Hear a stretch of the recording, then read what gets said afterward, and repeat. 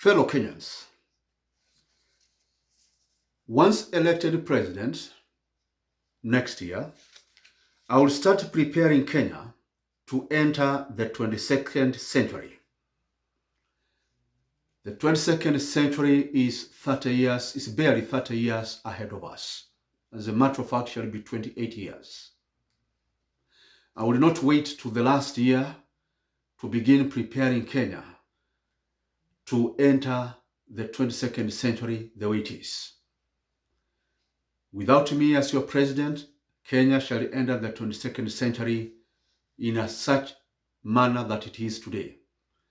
It shall enter the 22nd century dominated by corruption talk that has been going on in the 19th century, in the 21st century, and now 22nd century. We shall be talking the same if I am not your president. We shall be talking about scandals, not in Kimwareri Dam or NYS. We shall be talking scandals worth trillions of shillings. Let us stop that by electing me as your president. For those who thrive in chaos, violence, and confusion, their time is done.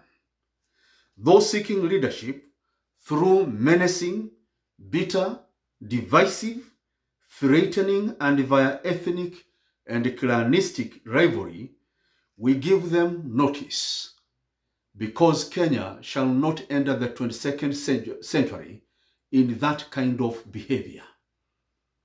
We give notice to cattle rustlers and cattle thieves, wherever they thrive. We give notice to those that harm the peace and threaten citizens' security and stability of the nation.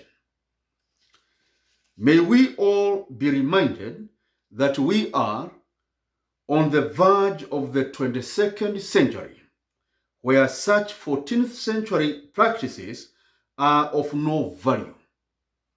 We must never again allow our voices be heard through bloodshed. Let our voices be heard through our mouth and not through machetes or shedding of blood. We must never again allow our voices be heard through chaos. And for those in power who remain deaf to the cries of Kenyans, their time of ruling Kenya is simply over. Leaders must listen and must hear. We don't have to shout. Citizens should not shout to the top of their voices so that you hear them. Citizens should not go to the streets and demonstrate so that you can hear them and act. That era of such leaders is gone. Fellow Kenyans, we did not have to go to the streets to have multi-party system. We did not have to go to the streets, fellow Kenyans, to demonstrate that elections, whichever time they were stolen or were rigged. Our voices should not be heard in such a manner. Let me say this. For those in power, be it the president, the deputy president, prime minister, or any other position, cabinet ministers, principal secretaries, and others, those in power who remain deaf to the cries of Kenyans, the time of such people and such a rule in Kenya is simply over.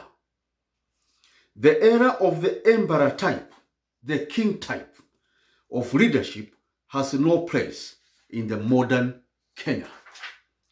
Those that drive a wedge between tribes, interclans feuds, as those that we witness in Mandera, Wajir, and Garissa and other places, and cause wage between man and man, man to woman, woman to woman strife, they must know we are living in the new times with the advanced human-to-human relations.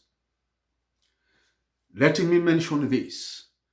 Those leaders that fight in the county assemblies, in parliament, or in Senate,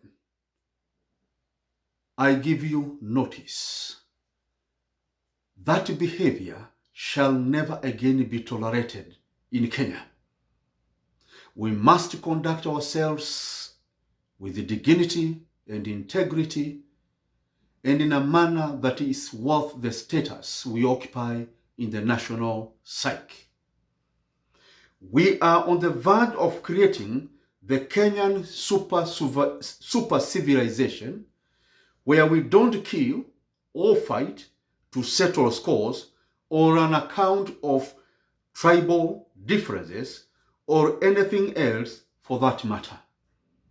We cannot handle things the ancient ways using spears, arrows, bows, machetes. That time is over. Ours is to use peaceful means, rational thought, consultations, and intellectual arguments to find common grounds and solutions. For what unites us is greater than what divides us. We must realize that as humans, we may not agree at all times and in all things, but we must have consensus and compromises in everything and at all times. That is the leadership I'm bringing. That is the Kenya I'm coming to create. That is the Kenya I want every Kenyan to live in. Fellow Kenyans, consider my candidature and elect me. I am faithful, I'm honest. These things I'm telling you are things that I will do, and there is much more. I want to thank you for listening to me this far. And let me remind you again, on March 8th, 2023, I, Professor Joseph Mburu, as your president, and my government shall employ 1 million Kenyans on March 8th, 2023, which shall be the employment day. Let us live to see that day, the day that the Lord has made, and you shall rejoice in that day. Thank you.